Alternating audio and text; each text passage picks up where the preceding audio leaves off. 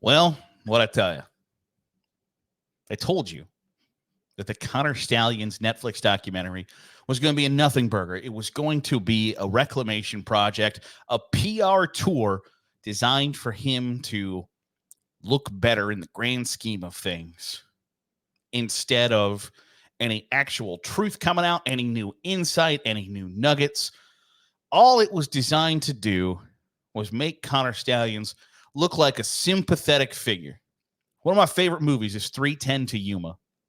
And in the movie, the bad guy, Ben Wade, at one point kills somebody and says, even bad men love their mamas.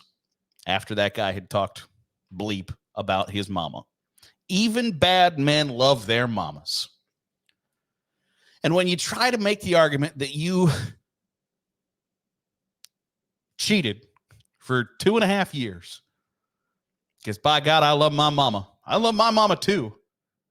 Not enough to write a 600-page manifesto about how I would operate my favorite college football team or try to cheat to help them win a national championship. But Connor Stalions did.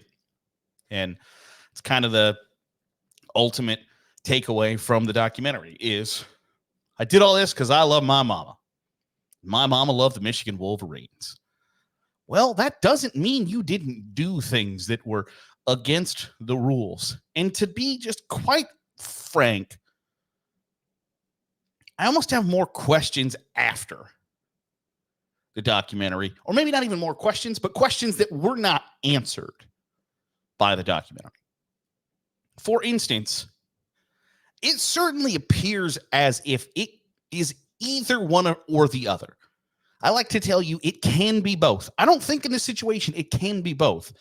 Either Connor Stalions is a felon and feloniously put Blake Corum on the documents of his sweeper business that he was selling the front porch of his house, and Blake Corum had nothing to do with it and had been defrauded, or Blake Corum was an ineligible player during Michigan's 2023 national championship season.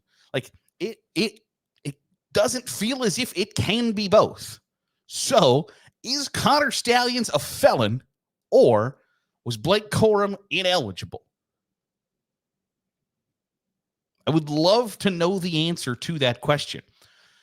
And really, I think the questions that I have after the documentary aren't necessarily, some of them aren't legitimate questions. Like some of them are you stupid? You say, like in the documentary, Jim Harbaugh gave me this game ball for stealing signs. What is wrong with you? Do you keep up on the news? Do you know what you are accused of? And then the whole that wasn't me at Central Michigan. I don't even think that guy looks at me. I don't recall going to the game of Central Michigan. And then there's Dave Portnoy being like, well, Connor told me he went to the game at Central Michigan. Well, who is more likely to be believed in this situation? The guy who has a reason to lie, or the guy who doesn't? It feels like a pretty easy one to figure out. So I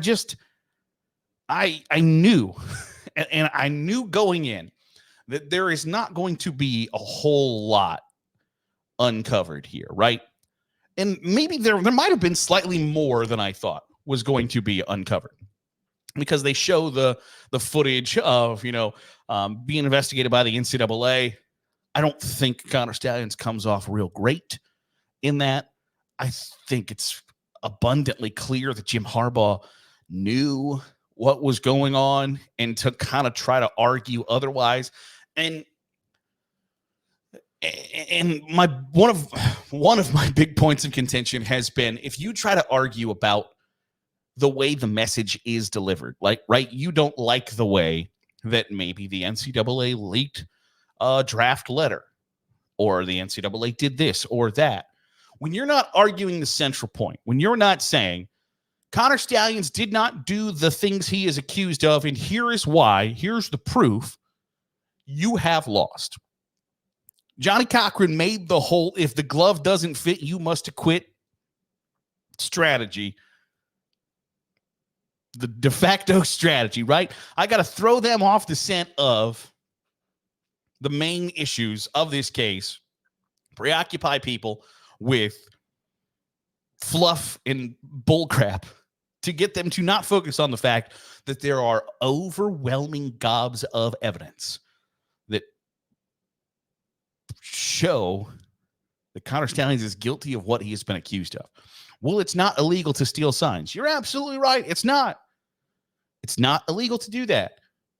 But also, it is illegal to go do that in person ahead of time with electronic devices. That's not allowed. And that's easily debunked. It's not allowed. And there's overwhelming evidence that he did that.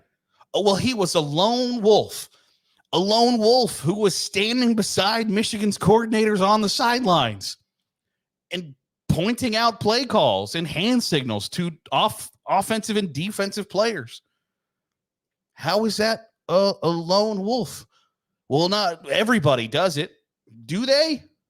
Do you think you're just strictly being singled out because you're Michigan and everybody else gets a free pass? No, probably not. Every single defense has been, well, the NCAA is out to get us. That very well could be. It could be true that the NCAA is out to get you.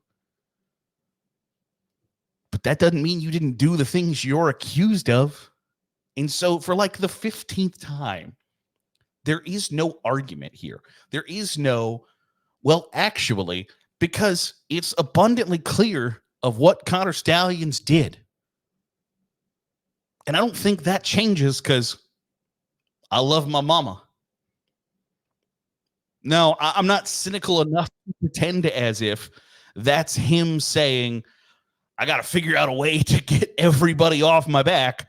And it's like every time a football coach retires or resigns and they say, I'm stepping aside to spend more time with my family.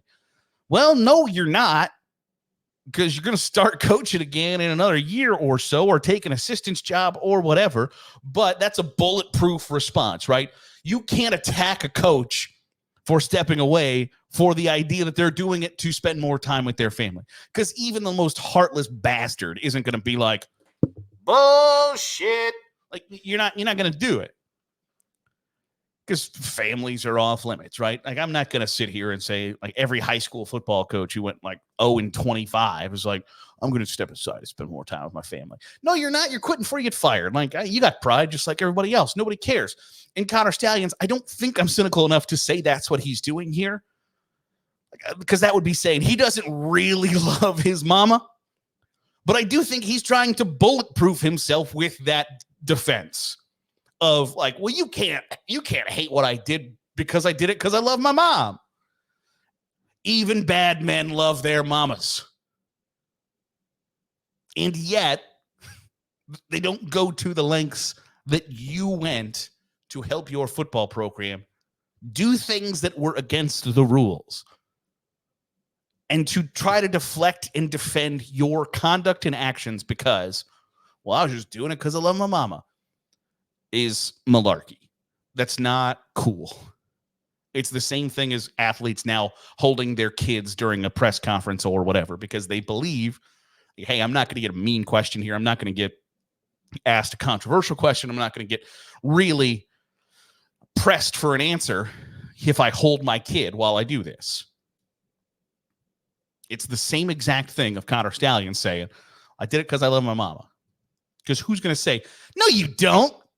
Like, I'm as cynical as they come, and I'm not going to say, you don't actually love your mama. But I am cynical enough to think, like, you look at that and go, like, what's my out here? Because I just don't get the impression that Connor Stalions is in therapy laying on that red leather couch with his head propped up, and they were like, why did you do what you did, Connor? Well, I love my mama. That's how you defend yourself right there, big guy. Nobody can attack you because you love your mama. It's ridiculous at the end of the day. So I guess the ultimate point I'm trying to make here is, one, I told you so. I told you that nothing was going to come out of this, and you would be like, wow, I have been certainly enlightened on what actually happened. Does anybody feel that way? Do Michigan fans? Yes, I have seen on Twitter already today. Like, we are completely exonerated.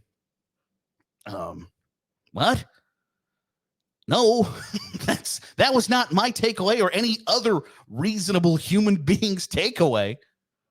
But I told you so, one. And then two, I just wish there were more answers. I wish it wasn't just, you could probably do like a 5-part series if Connor Stalions was one, willing to tell you what actually happened, right? And I think we might get to that point. That might be optimistic. But, like and I talked about this when I talked about the Connor Stalions documentary. Like, very rarely does the bad guy go, well, hell, I'm the bad guy. What do you want to know? I'll tell you my whole life story, what I was thinking, why I was thinking it, and recognize and redeem myself for being the piece of garbage. Very rarely does that happen. Like, Lance Armstrong kind of did that back in the day when he was one of the most famous athletes on the planet. And then it was like, oh, hey, by the way, I cheated. I hope you still like me. And he went on the redemption tour with Oprah and all of those things. If Connor Stalions was willing to do that, and I doubt we'll ever get to that. Now that I think about it, I doubt he'll ever do that. But if he was willing to do that, this could be a 5-part documentary, a 6-hour-long documentary of here's what happened, here's how I did what I did, here's why I did what I did. These were my motivations. This is when I realized I'm in a world of trouble. And all of those things can be investigated, and you can have this really in-depth piece finding out what happened. Because I think even the most ardent Michigan supporter would be like, yeah, I kind of want to know all of the details, right? I want to know everything. But I don't think we're ever going to get that. And I think to even try to attempt the idea that, like, we're going to put a big name on this documentary, we're not going to ask too many questions, and Netflix is going to pay us. I don't like that style of documentary. I like documentaries. I like learning. I like finding things out. And I don't think you did a whole lot of that in the Connor Stalions documentary. Those are my thoughts.